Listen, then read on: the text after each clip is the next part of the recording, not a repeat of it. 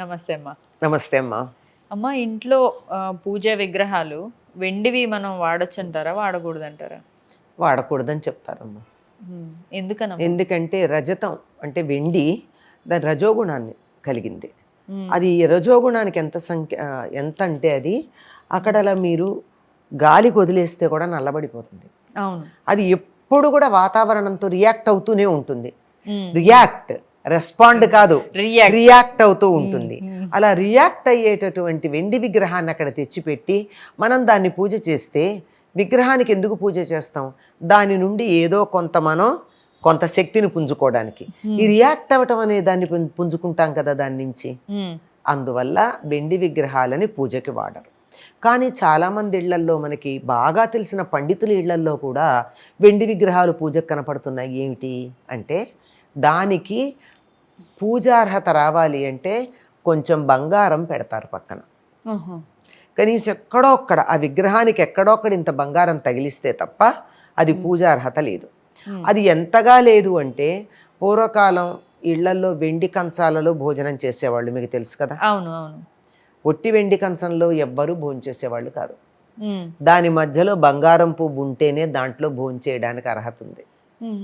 బంగారం తగలకపోతే వెండి పనికి రాదు. మరి వెండిగా ఎందుకు తింటారంటే అది ఆరోగ్యానికి మంచిది, అది వేరే మాట. మనకి ఆధ్యాత్మికంగా పనికి రాలేదు కానీ ఆరోగ్యానికి మంచిది గనక వెండి దాంట్లో భోజనం చేయడం మంచిది ఆరోగ్యానికి, అందుకని తింటారు. కానీ దానికి అధికారం లేదు గనక మధ్యలో కొంచెం బంగారం పెడతారు. మరి జనరల్గా వెండి విగ్రహాలకి మనం పూజ చేయకూడదు అంటే ఏ లోహం అయితే మంచిదమ్మా ఆ విగ్రహాలకి? ఆ వెండి విగ్రహాల దగ్గరికి వచ్చేప్పటికి ఇంకొక సమస్య కూడా వస్తుంది. ఏమిటి అంటే, విగ్రహం పెద్దదిగా ఉండాలనుకుని తెస్తారు, లోపల బోలుగా ఉంటుంది. అవును. బోలుగా ఉన్న విగ్రహానికి ఎప్పుడు పూజ చేయకూడదు. బోలుగా ఉన్నప్పుడు అంటే ఏమవుతుంది, కింద ఎక్కడో ఖాళీ పెట్టి దాంట్లోంచి లోపలంతా తీసేస్తారు కదా, అది పనికిరాదు. ఒకవేళ దాన్ని ఫిలప్ చేస్తే పనికి వస్తుందంటే అది కూడా పనికిరాదు. లోపల నిండుగా ఉంటేనే పూజ చేయాలి. అందువల్ల ఇంతవి విగ్రహాలు అయితే మనం నిండుగా ఉండేటి చేయగలం, కానీ ఇంతంత విగ్రహాలు పూర్తిగా వెండితో చేయడం అయ్యే పనే కాదు. అంటే ఉంటే ధనవంతులు ఉంటే ఉంటారు అనుకోండి, అన్ని వెండివి చేయించుకున్నటువంటి వాళ్ళు తర్వాత ఏమనుభవించారో కూడా మనం చూసాం, అన్ని వెండితో చేయించుకుంటే. అందువల్ల అట్లాంటివి కాదు, విగ్రహం నిండుగా ఉండాలి, బోలుగా ఉండకూడదు. అదొక ప్రధానమైనటువంటి విషయం. ఆ తర్వాత మీరు అన్నట్టు దేంతో పనికొస్తుంది అని అడిగారు. పంచలోహాలు కానీ, కంచు కానీ, ఇత్తడి కానీ, కొంతమంది రాగి కూడా వాడారు. మరి అది ఎంత శ్రేష్టమో నాకైతే అంత బాగా తెలియదు. ఎక్కువగా మీరు దేవాలయాల్లో గమనించిన, ఇళ్లల్లో గమనించిన ఇత్తడి లేక కంచు విగ్రహాలు ఉంటాయి. అది వీటిలో పంచలోహ విగ్రహాలు కూడా ఉంటాయి. ఇవి చాలా శ్రేష్టమైనవిగా చెప్తారు, పూజకి పనికొచ్చేవి. అది వినియోగించుకోవడం మంచిది. విగ్రహాలు మళ్ళీ అది క్లీన్ చేయడానికి కూడా ఒక పర్టికులర్ రోజు అనేది ఏదైనా ఉంటుందమ్మా? శుక్రవారం మంగళవారం క్లీన్ చేయకూడదని అంటారు కదా విగ్రహాలు. ఎవరు చెప్పారమ్మా శుక్రవారం క్లీన్ చేయకూడదని?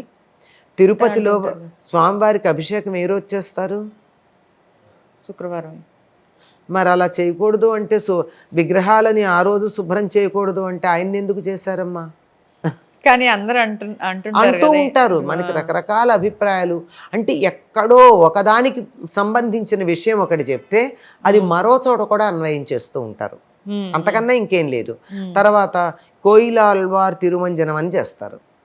అంటే సంవత్సరానికి 2 సార్లు 3 సార్లు గుళ్ళన్నీ శుభ్రం చేస్తారు, బూజులు తీసి అన్నీ చేసి కడిగేసి మూలలు అంతా. అది ఎప్పుడు చేస్తారు? మంగళవారమే చేస్తారు. కోయిలాల్వార్ తిరుమంజనం మంగళవారమే చేస్తారు.